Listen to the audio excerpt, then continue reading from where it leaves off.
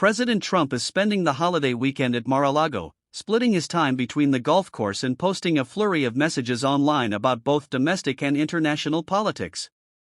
Yesterday morning he announced that the airspace over Venezuela was now entirely closed, claiming it was part of a mission to disrupt drug cartels. Venezuela quickly accused him of illegal and unjustified aggression. At the same time, Trump is escalating his hardline immigration stance after 2 National Guard members were shot in Washington by a suspect from Afghanistan. He is now threatening sweeping actions, freezing all asylum rulings, suspending migration from what he calls third world countries, and even re-evaluating the green cards of people from certain nations. His language has also become much harsher. There is a lot to break down this morning, and I have a great panel here. Tia Mitchell from the Atlanta Journal-Constitution, CNN analyst Stephen Collinson, and USA Today's Susan Page. Good to see you all, and happy belated Thanksgiving. I want to start with Venezuela, because many Americans don't fully understand what's unfolding there. We're witnessing the largest military buildup in the Caribbean in decades, and the administration has given very little clarity about what comes next. Over 80 people have already been killed in more than 20 boat strikes. Officials insist it's all part of an anti-drug operation, but the scale and nature of the buildup suggests something far larger. Is this really a counter-cartel mission? Is the U.S. trying to pressure or remove Nicolas Maduro? Are we possibly heading toward a war? No one really knows because the administration has not provided a coherent explanation. As Stephen mentioned, this looks more like a psychological operation meant to undermine Maduro or pressure his military to act. The argument that this is strictly about drug trafficking is questionable. There are other regions where such a campaign would normally start. Polls show a strong majority of Americans oppose military action in Venezuela and see it as contradicting Trump's own "no more foreign wars" stance.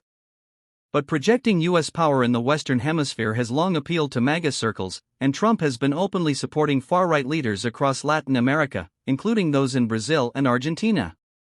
Just today, he inserted himself into Honduras's politics by saying he would pardon that country's former president, someone convicted in the U.S. on drug trafficking charges. That directly undercuts the administration's stated justification for the Venezuela campaign. A recent CBS News poll shows only 30% of Americans support military action in Venezuela, while 70% oppose it.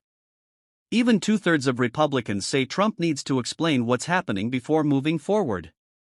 So politically, this is a risky move, especially given the lack of transparency.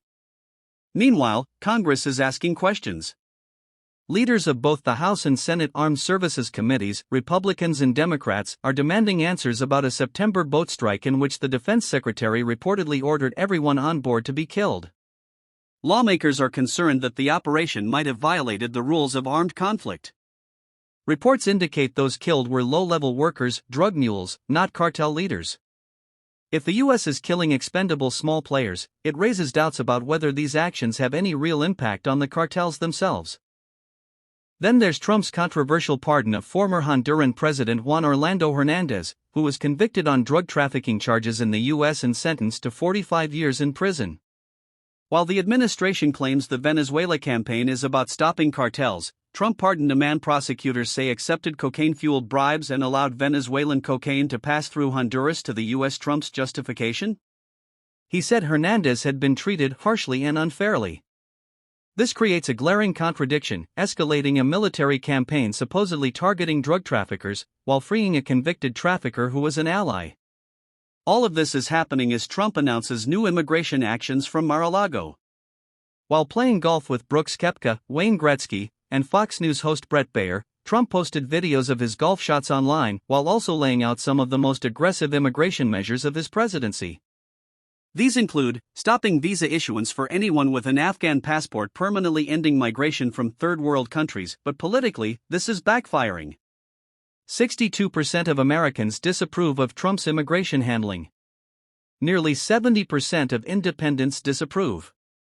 Immigration used to be one of his strongest issues.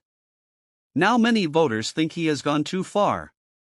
Some of these new measures don't even relate to the shooting in Moraga, especially since the suspect was reportedly a legal immigrant. The pattern is similar to how Trump approached his pledge of creating the largest deportation force in history.